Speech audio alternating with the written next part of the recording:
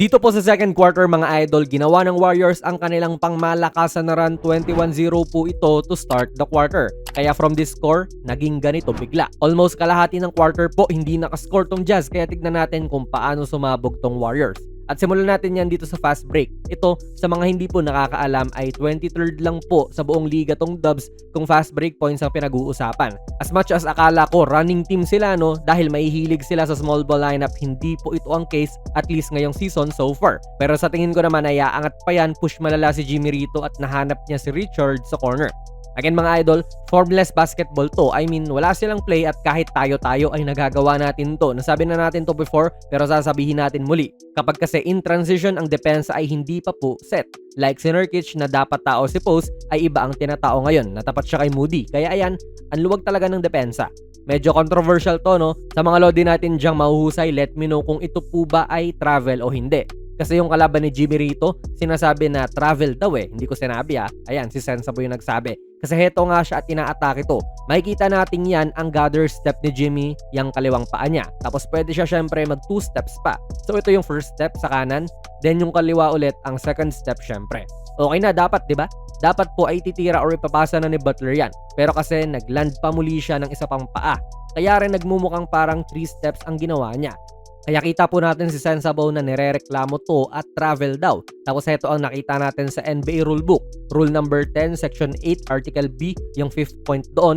Sinasabi na a progressing player who jumps off 1 foot on the first step may land with both feet simultaneously for the second step. In this situation, the player may not pivot with either foot, and if one or both feet leave the floor, the ball must be released before either returns to the floor. Maaring ito kaya yung rule na nakita ng mga ref.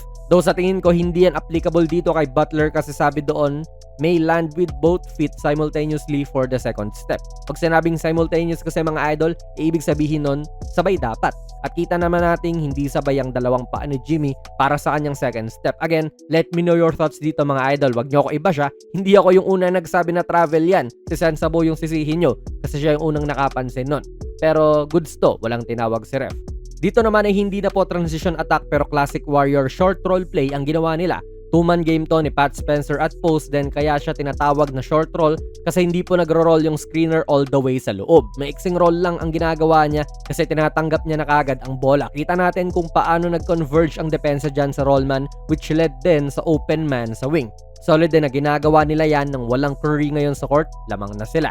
Tulad din doon sa travel daw kuno, sabi ni Sensabo, itong si Jimmy ay umaamang umatake na naman dito. Nasabi na natin to sa iba nating video about sa Warriors no, na dapat ay mas maging agresibo pa si Jimmy in scoring the basket at heto nga ngayong binibigyan siya ng isolation play para kung sakaling ma-double siya, he can play make. Kapag wala naman, direkta atake. Ayos din na smaller guard ang tao niya dyan, kaya mas nadalian siya.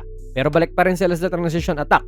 Husay din ito ni Post no, nag-no dip siya na jumper dito. Napagkasalo ng bola, hindi na niya binababato at rekta bira na kagad. Praktisado yung mga ganyang klaseng tira mga idol kasi hindi po yan natural na shooting motion ng isang player na nasa taas sa kagad yung bola tinitira na. Dumadalas na rin ginagawa ni Post yan if hindi po ako nagkakamali, kaya rin mas bumabagay siya sa opensa nitong Dubs dahil dyan. Kakaibang hustle din ang ginagawa ni Moody rito no, kontra sa isang big man pa yan pero na-out-jump pa niya. Nothing to see here naman pero yan yung pang 18-0 run nila. Dito rin, wala naman ang gaanong makikita rito pero nakisali na po si Steph sa run na iyan. Solid din na ginawa nila yung run na iyon nang nakaupo si Curry tapos dumagdag na lang din siya. All that offense din mga idol pero hindi naman nila magagawa ang 21-0 run na iyan kung wala silang solidong depensa. Sadyang ang ating na-feature lang din sa video na ito ay kung paano nag-work ang opensa ng Warriors sa run na ito, and yun nga, ang major na napansin natin ay gumana talaga sila in transition kahit na sa rankings ay mababa sila rito.